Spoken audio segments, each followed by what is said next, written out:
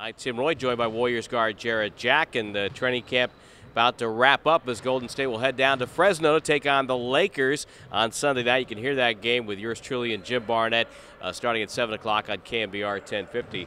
And, well, you've been through this a number of times. How was camp? It was a grind. It's always a process the first couple of days. Getting the language down, the things coach demands of you on a night-in, night-by-night basis. And, having those two-a-days aren't the most fun, but they're always necessary. Tell me about the language part of it. It seems that in the NBA there's a finite number of plays and coverages that teams have. But every time you go to a new place, you got to learn the new words? Well, yeah. I can't speak for the rookies, but coming from another NBA system, one word may mean something else on another team. It may be something basically totally opposite here. So, it's kind of just getting that embedded in your mind, the certain calls and, what they actually mean, and then executing them as well. Has there been a tone for this particular camp? Effort. I think that's the thing that's respected, over everything else. Making shots. I mean, we all are NBA players. We know we can do that.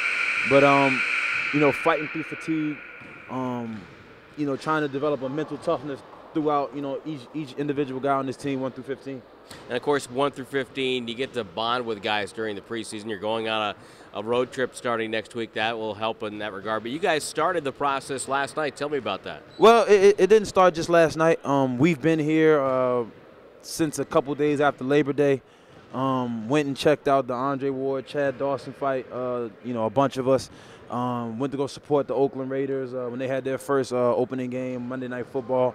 Did you deep snap? No, not too well. But the guy that was doing it during the game that day didn't do it well either. No, it was a hard night for him. But then also, as a group, we went and saw, Kevin Hart's comedy show last night. He did a tremendous job.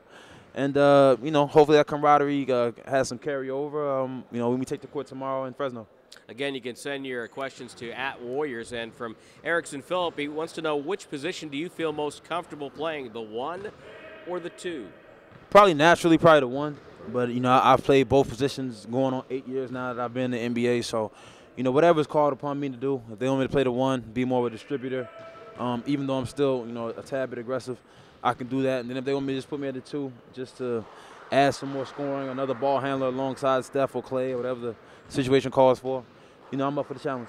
Do you think that's why that you're constantly in demand, that teams are constantly calling and asking about you? You've played for a bunch of teams so far in your career, but I think it's your versatility and your defense and your toughness that make you attractive. I like to think so. Yeah. I am an attractive guy. No, but in all seriousness, I think I just play hard, at the end of the day. I mean, that's what I try to hang my hat on. Ever since I was a freshman at Georgia Tech, that was the thing they preached to me each and every day. Playing hard, and that'll be the thing that would be respected above all. And I try to do that and try to be a vocal leader as well. So that's the one constant thing I try to bring to the team each and every day. Well, speaking of attractive, are you a clothes hound? Are you? I am that. Yeah. I am that, and this city definitely feeds my problem. Okay. So I try not to go across the bridge too much. It's a beautiful, beautiful city. Starting to really find my way around, and I've definitely been enjoying myself, bumping into a lot of the fans who've been nothing but tremendous and welcoming me here to the Bay. You played with Carl Landry. What will he bring to the Warriors? Tremendous amount of low post scoring, sneaky athleticism, but a guy who can really, really get you a basket when things get tight, especially in the fourth quarter. Tough cover, and another guy who's going to bring that strong physical presence down low. You work with Michael Malone, and your impressions of him? Coach Malone, tremendous coach. I don't even really label him as an assistant. I mean, I think he does a tremendous job. I mean, I'm not taking anything away from Coach Jackson. I think Coach Jackson is amazing. The system that he's put in place for us is tremendous. Coach Malone is just constantly, demanding things out of me. He always pushes me every single day, be it myself or to get my other teammates on another page as well. So, I like the added pressure. I like that he stays on me. Take a look at this team and the depth of this team. What do you see? I've said it probably since I've stepped foot here, probably the most talented team I've been on from top to bottom. But we all know what it looks like on paper doesn't translate into W's. We got to come out here each and every night with a mindset that we're going to play hard. give it everything we got every time we step in between the lines, and let our effort and our talent kind of combine together, and hopefully, become a formidable force in the West. When you are looking at a practice and you're watching, say, Harrison Barnes or Draymond Green, what kind of things can you bring to the table that will help them? Just to understand the pace. You know, the pace of the NBA game is a lot different than the college game. You know, that people tend to watch the NBA game and think, the game is a lot slower. But with the 24-second shot clock, obviously there are more possessions. Yeah.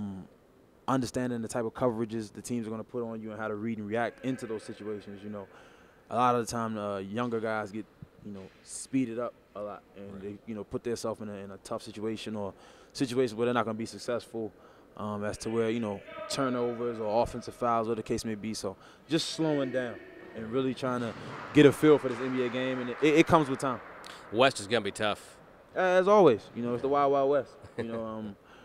I was gone for a few years, but it didn't change. The parity in the Western Conference is always there. You always have teams, playoff situation, 1 through 8. There's always 3 teams that definitely could have been in the postseason. But that's the fun part of it. So what do you like being identified as far as your college Georgia Tech goes? Are you a yellow jacket? Are you an engineer? Are you a rambling wreck? Well, I didn't major in engineering, so you can scratch that off. But I'm a yellow jacket to the heart. I bleed blue and gold. I think that's our colors.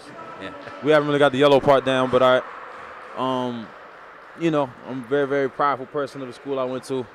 Probably, the best experience I ever had going to the Final Four, playing in the national championship. Just the journey in itself was a tremendous experience. All right, hey, it's great to meet you. We're all very excited that you're here with the Warriors, and we look forward to a great season. Thanks so much. Thank you. Thank you for having me.